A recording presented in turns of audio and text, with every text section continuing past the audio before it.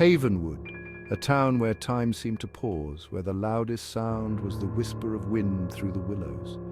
Sarah, a woman with eyes as deep as the town's history, knew its rhythm by heart. She belonged here, amidst the gentle flow of days and the comforting familiarity of its people. Tonight, a stillness hung in the air, heavier than usual. The oak tree outside Sarah's window stood motionless, its branches casting long skeletal fingers across the lawn. The silence was broken only by the rhythmic tick-tock of the grandfather clock in the corner, a constant reminder of time's relentless march. An unsettling premonition tugged at the edges of Sarah's mind. She tried to shake it off, attributing it to the oppressive stillness of the night. There was nothing to fear in Havenwood, not truly, or so she thought. The shrill ring of the telephone shattered the silence, its urgency sending a jolt through Sarah. She fumbled for the receiver, her heart pounding in her chest. Sarah? Lisa, what's wrong? He's here, Sarah, in the shadows, by the old church, watching me. Fear clawed at Sarah's throat. Stay calm, Lisa. I'm coming to get you. Stay inside. The line went dead. Sarah's blood ran cold. She had to reach Lisa, and fast. Throwing on a coat, Sarah raced out into the night, her bare hand gripping her phone like a lifeline.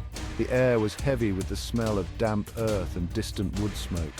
Each gust of wind seemed to whisper a warning, urging her forward. The road to the old church was dark, illuminated only by the pale glow of the moon. Shadows danced and shifted at the edge of her vision, taking on menacing shapes in her fear-heightened state. With each step, the quiet hum of the night seemed to amplify, pressing in on her with an almost physical weight. Her thoughts raced. Who would be watching Lisa? The old church had been abandoned for years, a crumbling monument to a bygone era. It was a place of whispers and shadows where children dared not tread. A shiver ran down her spine. She was almost there. The old church loomed ahead, its silhouette stark against the moonlit sky. The once bright stained glass windows were now dark, vacant eyes staring out at the world.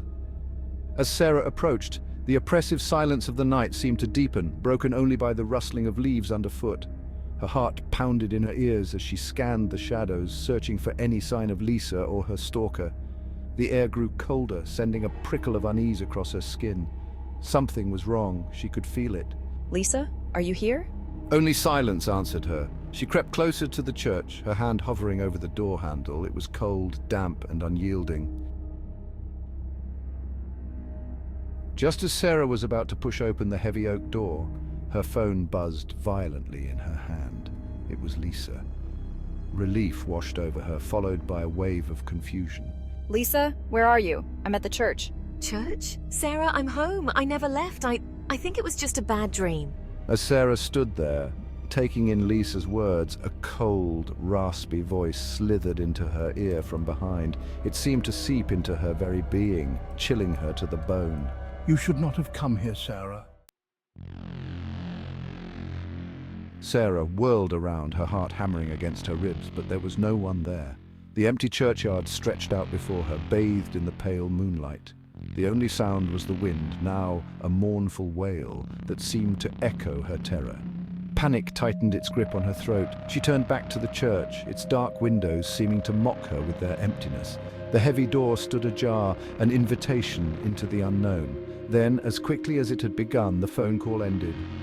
The dial tone buzzed in her ear, a hollow echo of Lisa's distant voice. As Sarah stood there, paralyzed by fear and confusion, the shadows around her seemed to twist and writhe, closing in like a suffocating blanket, and then she was gone.